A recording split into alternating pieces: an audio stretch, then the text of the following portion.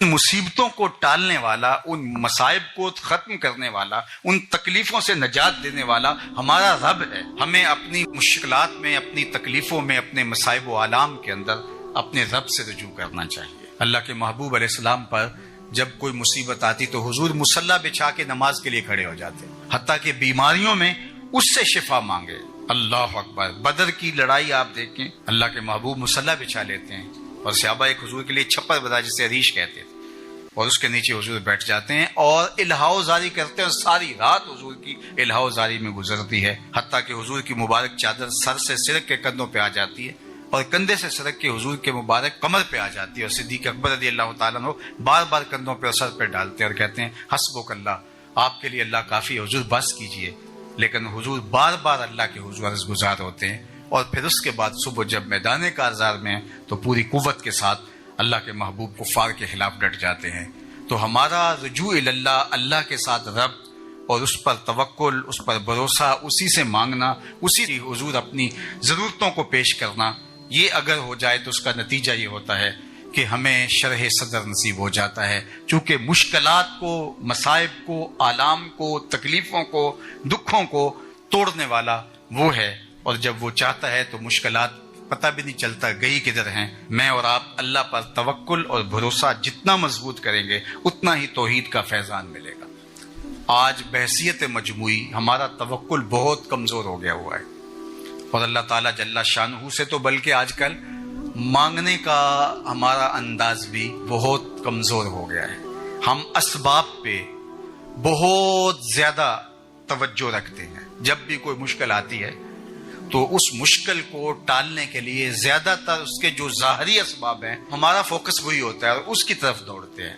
ہمارے دین نے انہیں ظاہری اسباب کو اختیار کرنے سے منع نہیں کیا، لیکن جب کوئی مشکل ہو، جب کوئی مصیبت ہو تو ان مصیبتوں کو ٹالنے والا، ان مصائب کو ختم کرنے والا، ان تکلیفوں سے نجات دینے والا ہمارا رب ہے۔ عمومی طور پہ کہا جاتا ہے یہ دنیا والے ہیں، یہ دین والے ہیں، اور یہ دو تقسیمات کر دی جاتی۔ یہ تقسیمات ہمارا دین ہمیں نہیں سکھاتا۔ دونوں پلڑے برابر رکھو، دنیا بھی اور دین بھی۔ اصل دنیا کیا ہے؟ مولا رومی بولے چیز دنیا از خدا غافل بدن۔ دنیا ہے کیا؟ خدا سے غافل ہونے کا نام دنیا ہے۔ وہ آپ چاہے ممبر پہ بیٹھ کے غافل ہیں یا دکان پہ بیٹھ کے غافل ہیں، وہ آپ دنیا داری کر رہے ہیں۔ یہاں مقصد لوگوں کے دل اپنی طرف موڑنا، لوگوں کی جیبیں ڈھیلی کرنا، لوگوں میں اپنے آپ کو محبوب اور اپنے آپ کو جو ہے وہ لوگوں کا مقصود بنانا، اپنے بت کو تراشتے رہنا کہ لوگ پوجا پاٹ کرتے رہیں۔ یہ ممبر پہ دکانداری ہو رہی ہے، اور دوسرا دکان پہ بیٹھا ہے لیکن سچ کا دامن نہیں چھوڑتا۔ میرے حضور نے فرمایا سچا تاجر قیامت کے دن پیغمبروں کے ساتھ اٹھایا جائے گا۔ تو دنیا اور دین یہ دونوں ساتھ ساتھ چلتے ہیں۔ تو دین اور دنیا دو الگ الگ خانے نہیں ہیں۔ اسلام ترک دنیا سے روکتا ہے لیکن گھر کے دنیا سے بھی بچنے کی تلقین کرتا ہے۔ رہبانیت کا درس بھی نہیں دیتا۔ لا رہبانیت فی الاسلام، اسلام میں رہبانیت نام کی کوئی چیز نہیں ہے کہ تم گھر بار چھوڑ دو، تم بستی چھوڑ دو، تم کوہ غار کی زندگی اختیار کرو۔ اسلام کا یہ مزاج نہیں ہے۔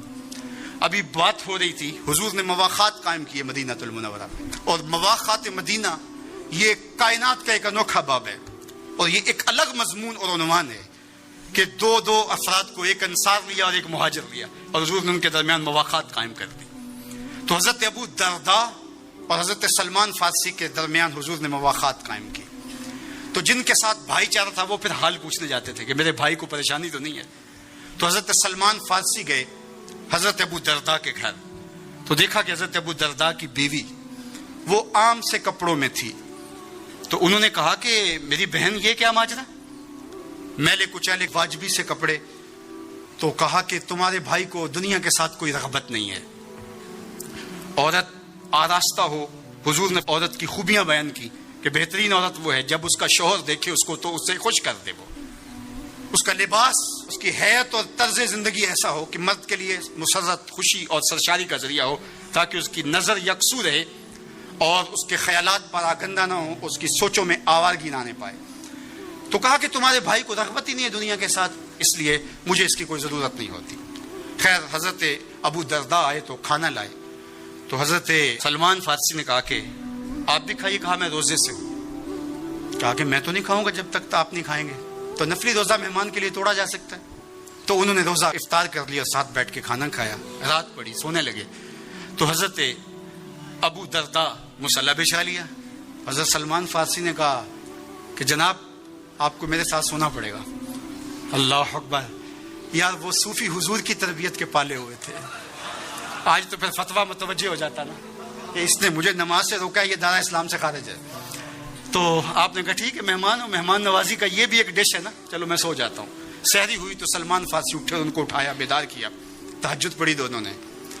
اور پھر حضرت سلمان فارسی نے کہا کہ تمہارا میں نے عمل دیکھا، تمہاری بیوی کے کپڑے میلے کچیلے تھے، تم نے روزہ رکھا ہوا تھا اور رات تم قیام کرتے ہو، تو کہا کہ تمہارے نفس کا بھی تمہارے اوپر حق ہے، تمہارے اہل خانہ کا بھی تمہارے اوپر حق ہے، اور تمہارے رب کا بھی تمہارے اوپر حق ہے، اور تمہارے مہمان کا بھی تمہارے اوپر حق ہے، اور ہر ذی حق کا حق تمہیں ادا کرنا ہوگا۔ اور یہ بات چھڑی اور پھر دونوں چلتے ہوئے حضور کے پاس آ گئے۔ خوشا وہ وقت کے فیض عام تھا ان کا، خوشا وہ وقت کے بطحا مقام تھا ان کا۔ کیسے وہ لمحے تھے، آج تو کوئی ملتا ہی نہیں ہے۔ درد ہو تو سنائیں کس کو، زخم ہو تو دکھائیں کس کو، دکھڑے ہوں کس کی دہلیز پہ رکھیں، کس کے کندھے پہ سر رکھ کے روئیں، کوئی رہا ہی نہیں ہے۔ تو وہ اٹھے اور حضور کے پاس آئے، اور حضرت سلمان نے اپنی کہانی سنائی اور ابو درداء نے اپنی بات کہی۔ تو میرے حضور نے کیا کہا سنو، ارشاد فرمایا صدق سلمان، کہا میرے سلمان نے سچ کہا ہے۔ تو ہمارا دین ہمیں یہ کہتا ہے کہ تمہاری زندگیاں خوبصورت ہو، رب کا حق بھی ادا کرو۔ اور حضور نے ایک شخص کو دیکھا، وہ سخت کمزور ہے، تو آقا کریم نے فرمایا کہ کیا ماجرا ہے، تم بہت کمزور ہو، تو نے کوئی دعا تو نہیں کی تھی رب سے؟ کہا جی حضور میں نے اللہ سے دعا کی تھی۔ کیا دعا مانگی؟ کہا میں نے اللہ سے کہا مالک جو بھی تکلیفیں ہیں، مصیبتیں ہیں، وہ آخرت کے حصے کی بھی دنیا پہ بھیج دے تاکہ یہیں فارغ ہو کے جاؤں، آخرت میری صاف ہو جائے۔ تو بڑے دکھڑے ہیں، بڑے غم ہیں، بڑی اذیتیں ہیں، بڑی بیماریاں ہیں، جس نے مجھے کمزور کر دیا۔ تو بظاہر بڑی اچھی بھلی بات تھی کہ سارے دکھڑے دنیا پہ لے لی، آخرت صاف کر لی۔ لیکن میرے حضور نے کیا ارشاد فرمایا؟